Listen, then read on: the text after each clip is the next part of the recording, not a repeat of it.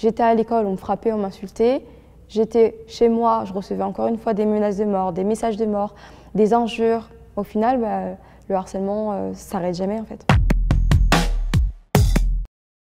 Bonjour, je m'appelle Anis Deva, j'ai 21 ans. Je suis la créatrice du podcast Smile. Je suis intervenante contre le harcèlement scolaire. Et aujourd'hui, je vais vous raconter mon histoire concernant le harcèlement scolaire dont j'ai été victime. J'ai été victime de harcèlement scolaire de la 6e à la 4e. Les personnes de ma classe me reprochaient d'être trop intelligente. Comme j'avais des bonnes notes, on me disait « Ah, mais t'es qu'une intello, ah, tu vas encore avoir 18, etc. » Et après, c'est devenu des insultes par rapport à mon physique. Donc on me disait t'es grosse, t'es une pute, t'es une salope. J'ai une copine à moi, à l'époque, qui a dit à tout le monde que j'avais couché avec tous les garçons du collège. Donc là, les garçons qui me harcelaient ont rebondi dessus pour dire « Ah oui, c'est vrai, j'ai couché avec Anis ». Donc à ce moment-là, il y a plein de rumeurs qui ont commencé à circuler sur moi dans tout le collège. Et après, malheureusement, ça allait sur des coups. En 4e, j'ai commencé à être frappée. Quand on me voyait, on me frappait littéralement pour rien, parce que c'était drôle. Et une fois, j'étais dans les couloirs et j'ai littéralement été tabassée par une dizaine de personnes de ma classe, ainsi que d'autres personnes, d'autres classes. Et donc j'étais presque en sang, j'étais en sanglots. Et je me rappelle de ce jour-là parce que je suis allée voir la surveillante pour l'une des premières fois justement. Et je lui ai dit, écoutez madame, je viens d'être frappée dans les couloirs, qu'est-ce que je fais en fait? Et elle me dit, Anis, non mais écoute, c'est rien, c'est des garçons, c'est normal, laisse tomber. J'ai laissé tomber et je me suis dit, j'allais plus jamais en parler.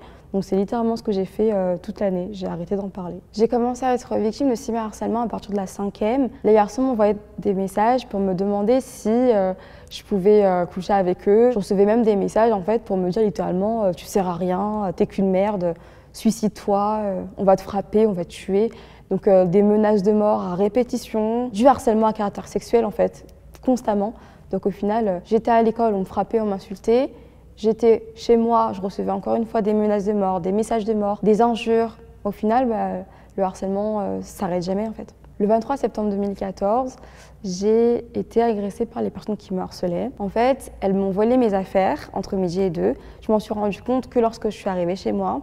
Alors je suis revenue au collège pour prévenir l'administration qui m'a littéralement remballée. Et en sortant de l'école, c'est là que je me suis retrouvée dans un guet-apens, nez à nez face aux personnes qui me harcelaient à l'école. Ils avaient 2 bidons d'essence et là, il y a une personne qui est sortie du groupe et qui m'a renversé un bidon d'essence de la tête aux pieds. À ce moment-là, j'étais paralysée en fait. J'avais juste envie de partir, de crier. Mais c'était impossible en fait. J'étais vraiment paralysée hors de moi et je suis juste restée là en pleurs, en larmes. Et à ce moment-là, un garçon sort du groupe et il dit remettez Luisant de l'essence, je vais la brûler.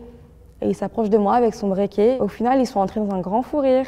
Et c'est vraiment à ce moment-là que je me suis dit Lise, c'est soit tu pars maintenant, soit il va vraiment lancer son briquet sur toi et ça sera trop tard. J'ai littéralement vu la mort sous mes yeux en fait. Parce que je me suis dit, ils vont enfin me tuer. D'un côté, j'avais tellement envie de mourir parce que toutes ces souffrances, en fait, elles étaient trop grosses pour moi. C'était trop difficile à vivre. Mais d'un autre côté, je me suis dit, Lise, t'as 13 ans, tu peux pas mourir comme ça. En fait, en 5e, c'est ma professeure principale qui s'est rendue compte que j'étais harcelée.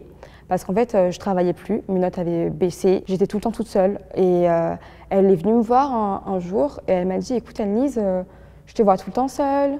Tu travailles plus, qu'est-ce qui se passe? Et là, à ce moment-là, j'ai fondu en larmes et je lui ai dit, écoutez, je suis frappée, je suis insultée, on me met tout le temps à l'écart, je comprends pas ce qui se passe, quoi.